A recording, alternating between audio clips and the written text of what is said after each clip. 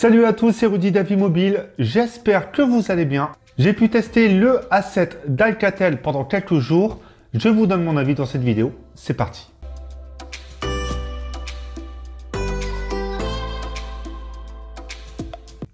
Cet A7 est l'un des derniers smartphones sortis par Alcatel avec l'Idol 5. D'ailleurs, le test de l'Idol 5 est disponible juste ici. Et donc, cet A7 se veut être classé dans les smartphones milieu de gamme. Et on le ressent lorsqu'on le prend en main. C'est donc un smartphone en plastique, plutôt bien fini et plutôt agréable. D'ailleurs, on remarque très clairement que ce design reprend celui de la gamme Pop.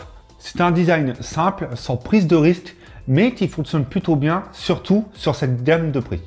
Pour information, ce smartphone est disponible qu'en noir. Il n'est pas que noir puisque certaines bordures sont dorées et amènent une petite touche de style au smartphone. Notons également que la trappe arrière est en plastique et amovible. Cette trappe arrière est texturée et amène une bonne sensation en main et en plus de ça permet au téléphone de ne pas glisser. La prise en main de cet A7 est plutôt agréable. On a un produit qui est assez bien fini malgré le plastique, qui est agréable à tenir en main et surtout les boutons d'allumage et de volume sont accessibles avec le pouce. Notez cela dit que l'écran de 5,5 pouces ne sera pas accessible à une seule main et à partir de là, il faudra donc employer la selourde. Concernant cet écran, il s'agit d'une dalle IPS de 5,5 pouces et cet écran est Full HD. Le rendu des couleurs est assez bon et cet écran est plutôt agréable. En plus de cela, vous pourrez régler la tonalité et le dynamisme depuis les paramètres d'affichage MiraVision. La luminosité est assez bonne, mais pas assez puissante pour contrer les reflets en extérieur. Cela dit, lorsque vous baisserez cette luminosité de moitié, vous aurez encore quelque chose de convenable pour visionner. Je parlais tout à l'heure de l'accessibilité de l'écran avec les deux mains. Et ce qui est dommage face à l'Idol 5, c'est tout simplement qu'on ne retrouve pas les gestes depuis le lecteur d'empreintes digital qui vous permettait de baisser le tiroir des notifications ou de naviguer dans la galerie. Ce lecteur d'empreintes vous permettra tout simplement de pouvoir prendre des photos. Côté logiciel, Alcatel intègre à cet A7 Android 7.0 Nougat avec sa surcouche Joy. Il s'agit d'une surcouche que je n'appréciais pas trop, mais qui est encore une fois différente de celle proposée sur l'Idol 5. On retrouve toujours cet aspect un peu enfantin, mais un peu plus travaillé et avec un peu plus de cohérence. Beaucoup de fonctions, surtout sur l'écran de verrouillage, sont présents, mais également on ne retrouve pas ce choix d'accueil, c'est-à-dire sans le tiroir ou avec le tiroir d'application. Cela dit, au quotidien, ça reste fluide, ça reste réactif et je n'ai pas connu trop de latence dans cette interface. Mais il m'est arrivé lors des téléchargements d'applications ou même de fichiers d'avoir ces petits lags. Ce lecteur d'empreintes digitales est plutôt accessible et réactif. Au quotidien, l'utilisation est vraiment instinctive, simple à utiliser et déverrouille le smartphone en quelques secondes. Il ne reconnaîtra pas le doigt s'il est mal positionné, mais ça arrive que très rarement. En plus de ça, même si vous posez à peine le doigt et le retirez tout de suite, l'empreinte sera reconnue très rapidement. Alcatel a intégré un capteur principal de 16 millions de pixels. Donc ce capteur est capable de filmer en Full HD et d'obtenir d'assez bons clichés. On a une balance des blancs et des scènes qui sont respectées, qui sont assez fidèles.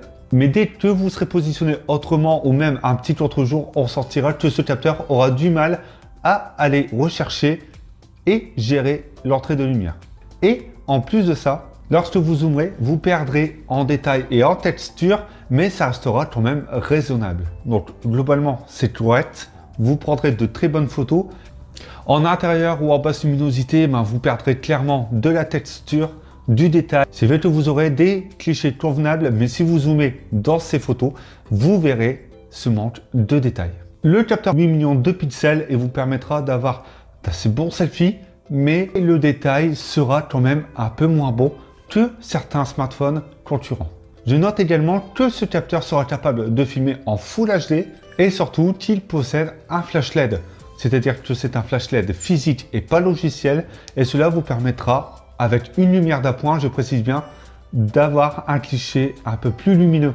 Mais ça ne modifiera pas la lumière d'ambiance ni même obtenir un flash comme celui qu'on retrouve à l'arrière.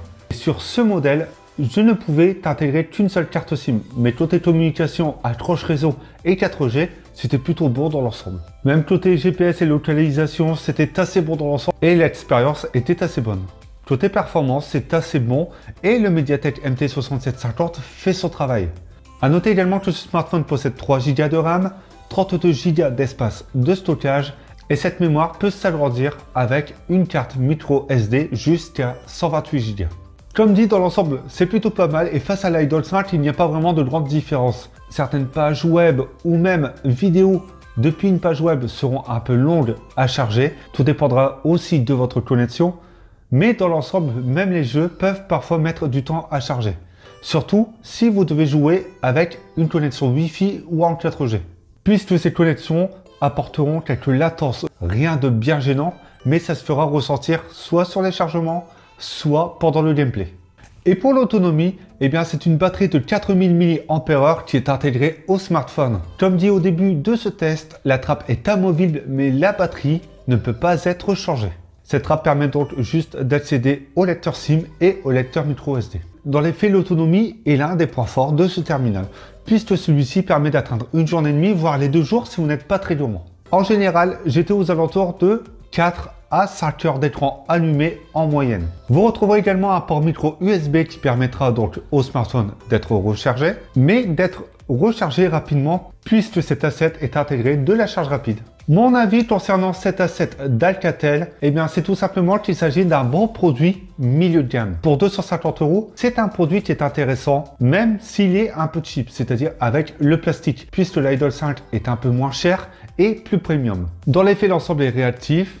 Il est assez intéressant à l'utilisation au quotidien et c'est vrai que son autonomie est l'un des points forts de ce produit. Globalement, Alcatel propose aux utilisateurs une gamme pop améliorée, plus travaillée et bien évidemment plus aboutie. Si vous hésitez entre l'Idol 5 et cet A7, le choix sera fait surtout sur l'aspect premium et sur le processeur qui est légèrement plus optimisé sur l'Idol 5.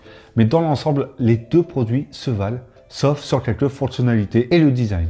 Maintenant que vous connaissez mon avis sur cet Alcatel A7, c'est à vous de donner le vôtre dans les commentaires. Vous pourrez également me poser toutes vos questions si vous souhaitez obtenir des renseignements complémentaires sur ce smartphone, mais également lâcher le petit pouce bleu et même vous abonner si vous avez apprécié le contenu de cette vidéo ou de la chaîne. Ça fait toujours plaisir. N'hésitez pas à donner votre avis sur les autres smartphones testés sur la chaîne Avis Mobile, mais également sur avimobile.fr. Et nous, on se retrouve bientôt pour d'autres vidéos.